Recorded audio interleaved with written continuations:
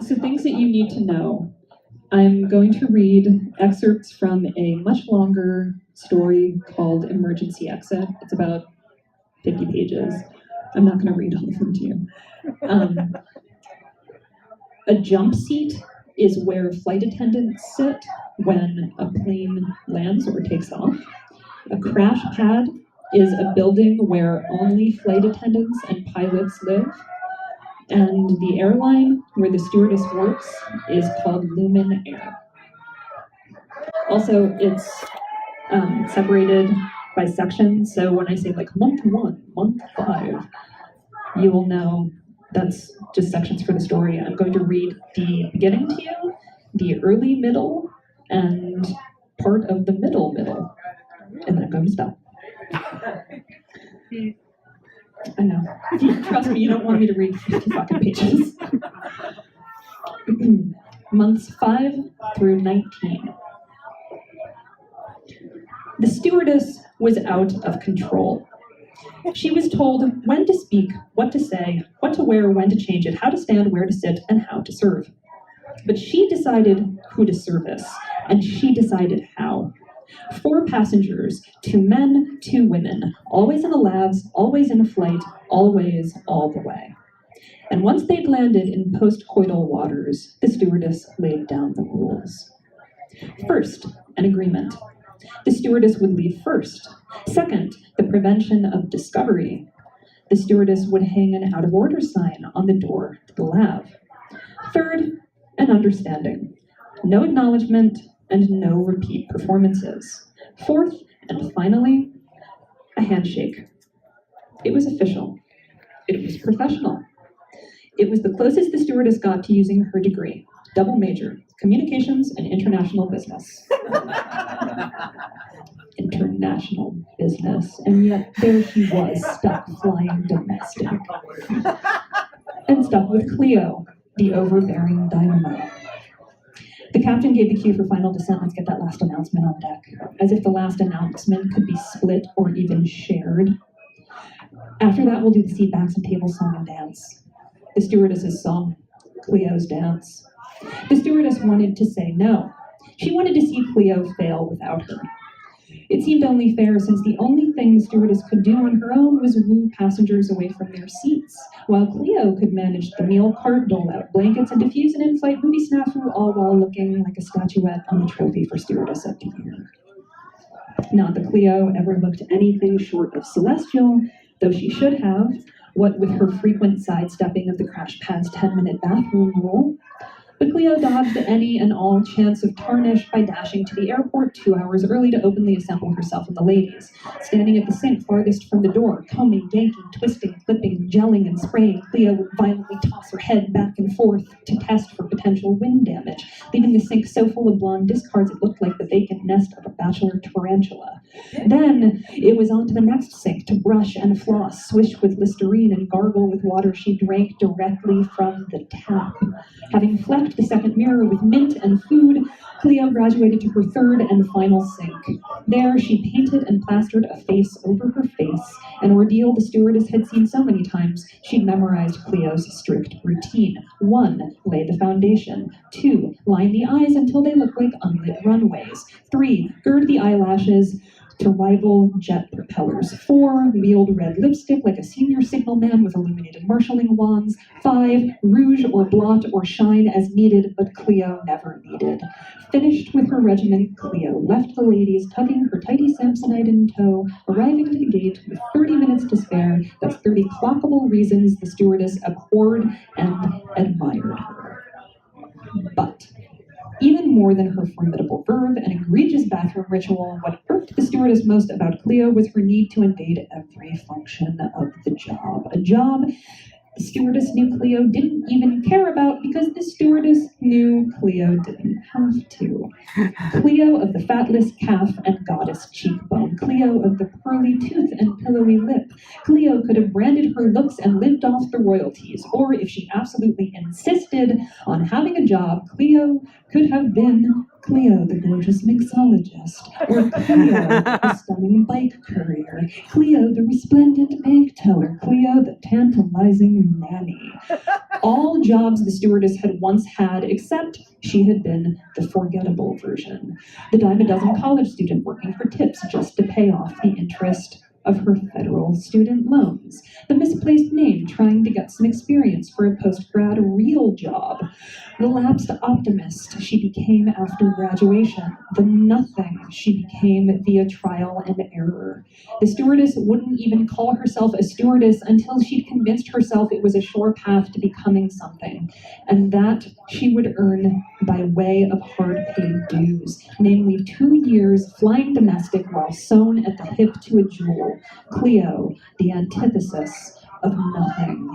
Cleo filled with so many highly enviable somethings, her body practically cavorted from the swarm. Something in her face, something in her eyes, something in her hair, her skin, her mouth. No one could look away. Not the passengers, not the stewardess, and certainly not Darlene. Month 1. Darlene trained all the new girls. She called them mouths in training. Everybody loves the outfit girl, so as long as you fill in the right places, you're well on your way to frequent flyer loyalty. But more than the outfit, everybody loves a mouth.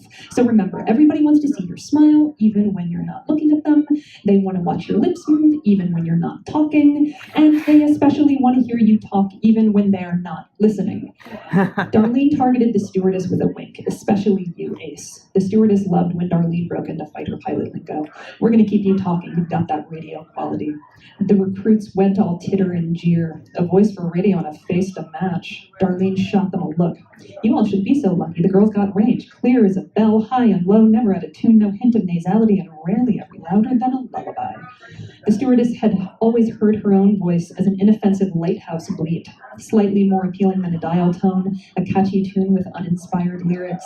But Darlene's pronouncement made her voice into a vision, a view of what was coming down the aisle, a pillow, a blanket, an attentive attendant, and sometimes a personal souvenir. So this is the early middle jumping. Months 2 through 21. The stewardess's reputation as the mouth with voice was her only advantage over Cleo, whose voice Janet once described as an oral mix of ammonia and bleach. So the stewardess and Cleo had an arrangement. The stewardess recited the safety rules and guidelines while Cleo physically demonstrated the procedures.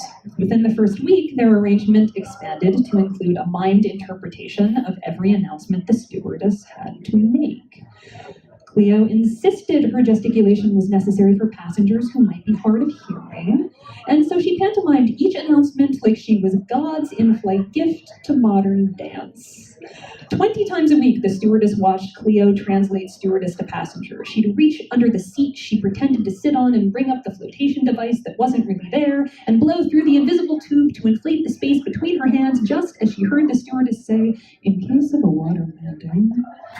Every time the seatbelt light went on, the stewardess watched Cleo gallop up the aisle, seatbelt around her neck like a merit badge, then turn and swing the seatbelt free, then lock it in front of her face and pull against it, elbows out, to communicate the security of its lock. 20 times a week she'd do this. 20 times a week, Cleo blew through the stewardess's reserve of patience, micromanaging the minutes and seconds when the stewardess would speak, while running the beverage orders, serving the mid-flight snack, and wearing a placid twinkle. Cleo would dictate the exact time when each announcement would drop. If there were no way of achieving precision, Cleo elected a range. You're on in 40 seconds. Meal cart in 2 to 3 minutes. Once we're out of the jump seat, I'll start with the beverage orders and you'll shadow me. Cleo, whose skin had never known a blemish. Cleo, whose teeth had never met a stain. Cleo, whose body odors swung on a pendulum between almond groves and tea trees. Even at the end of a 4-leg turn, the kindest phrase the stewardess knew for pulling 4 flights in one day, Cleo embodied all the properties of a myth. The woman who never sweats, the beauty that never flags, the paragon of all things diligent and winsome. In a phosphorescent, hallucinogenic dreamscape, the stewardess couldn't hope to be Cleo's shadow. But she knew how their profession looked to the public. Presentation puppetry, and it wasn't the voice that mattered, or the voice didn't matter as much as the silent doll. The stewardess had to learn from Cleo in silence and in speech. So she sidled up to Cleo on every flight, followed her like a slavering devotee. Separated only by the meal cart, they navigated the aisle together, the stewardess repeating Cleo's every word, the stewardess's voice as Cleo's as the stewardess's, ventriloquism at its very best. Month 14, this is the middle. The stewardess's passenger suitors were mostly middle-aged men.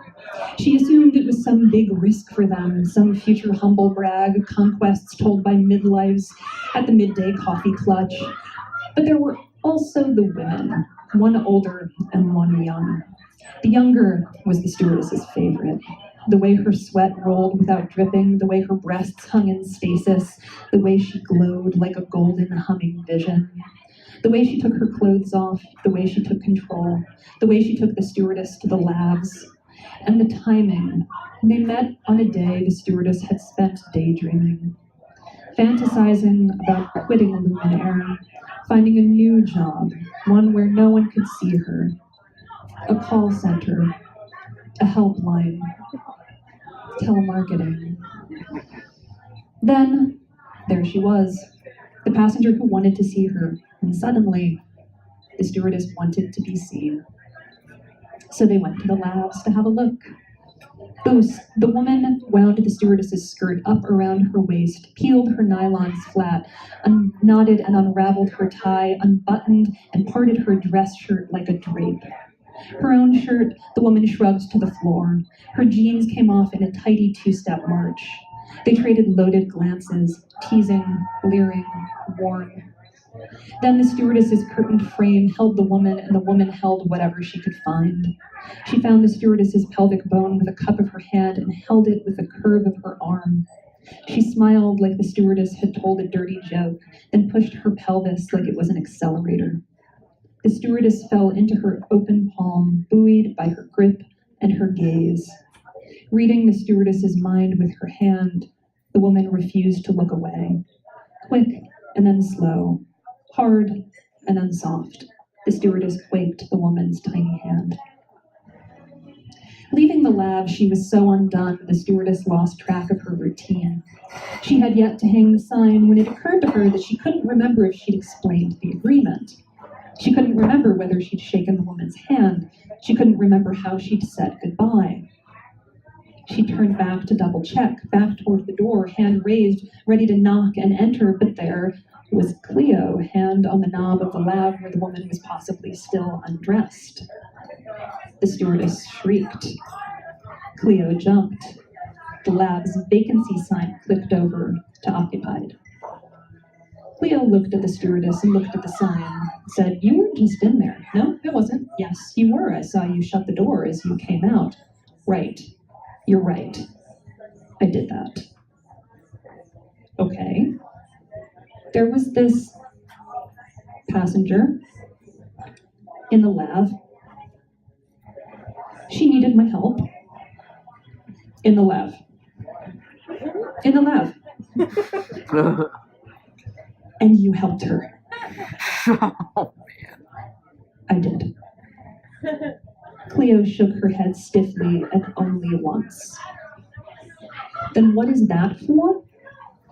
Cleo pointed to the out-of-order sign the stewardess still held. There was no logical response. The stewardess wanted to say, "It's for wearing." She imagined putting it around her own neck, a warning to others, a reminder to herself. She said to Cleo, "It's a mistake." Cleo took in the stewardess, and the stewardess tried to summon the will to unflush her own cheeks, to mentally unmuss her hair, to steady the shake in her knees. She tried to mirror Cleo's willful self-possession. She tried to find some part of her that Cleo might admire. A mistake. Cleo stepped around her to reach the vacant lab, saying, "You just said a mouthful." Cleo locked herself in the second lab, and the stewardess looked up the aisle. No one needed anything. No one needed her. as usual. The stewardess held the wall and made her shaky way to the jump. The seat was folded and locked against itself. It looked like an enslaved contortionist. Bolted to the wall, balanced on its shackles, it hid its face inside its lower body. The stewardess didn't unlock it. It seemed an additional indignity, unfolding the seat just to press herself against it. Instead, she put her back against the wall and sank slowly beside it, leaning her head on its shoulder, thinking she knew exactly how it felt. Thank you.